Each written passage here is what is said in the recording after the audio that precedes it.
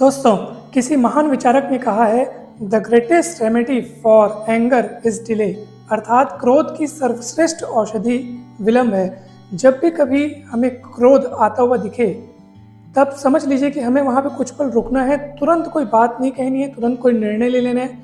कोई भी व्यक्ति या कोई भी परिस्थिति या किसी भी घटना से यदि हमको क्रोध आ रहा हो, तो कुछ पल रुकना ही बुद्धिमानी है। जब हम कुछ पल रुकते हैं, थोड़ा सोचते समझते हैं, विचार करते हैं, उसके बाद जो हम रिस्पॉन्स देंगे वो बहुत अच्छा रिस्पॉन्स होगा।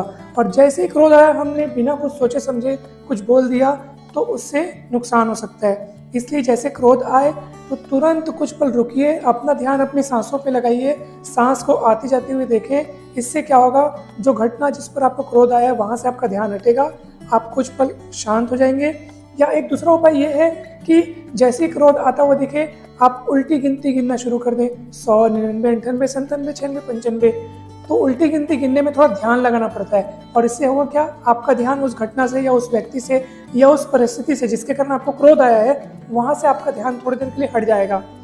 जैसे ही आपको क्रोध आता हुआ दिखे, क्रोध एक प्रकार का विचार है, एक प्रकार का नेगेटिव विचार है, जिससे हमारी बुद्धि की क्षमता कम हो जाती है और हम कुछ ऐसा कह बैठते हैं, ऐसा कुछ कर बैठते हैं जिसके बारे में हमको बाद में पछताना पड़ता है। दोस्तों, तो क्रोध जैसे ही आए, आप उस क्रोध को आता हुआ अगर देख लिए, समझ लीजिए कि उसका आधे से ज़्यादा उपचार वहीं पे हो गया। जैसे ही हम क्रोध को आता हुआ देख लिए, मतलब आप क्रोध से अलग हट चुके हैं। आप उसको as a observer, as a साक्षी भाव से उसको देखिए कि हाँ, क्रोध आया है, मैं देख रहा हूँ कि मुझे क्रोध आ रहा है। एक्चुअली होता क्या है, जब हमें क्रोध आता है तो हम समझ नहीं पाते कि क्रोध आया है और हम अनजाने में ही व्यवहार कर बैठते हैं।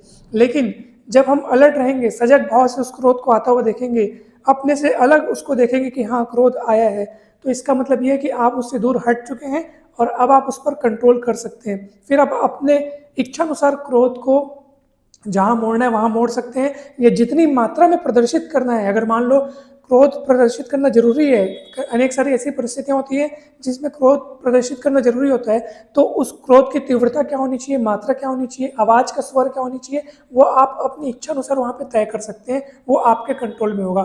फिर ऐसा क्रोध रचनात्मक होता है। दोस्तों, तो जब भी क्रोध आए तो कुछ पल जरूर रुकिए, सोचिए समझिए, उसके बाद ही रिस्पॉन्स कीजिए। दोस्तों, ऐसे में फिर क्रोध आपका शासक नहीं बल्कि आपका गुलाम होगा। आप सभी को बहुत बहुत धन्यवाद। अगर वीडियो अच्छा लगा हो तो ज़रूर लाइक करें और चैनल को सब्सक्राइब कर दोस्तों को वीडियो ज़रूर शेयर करें। धन्यवाद।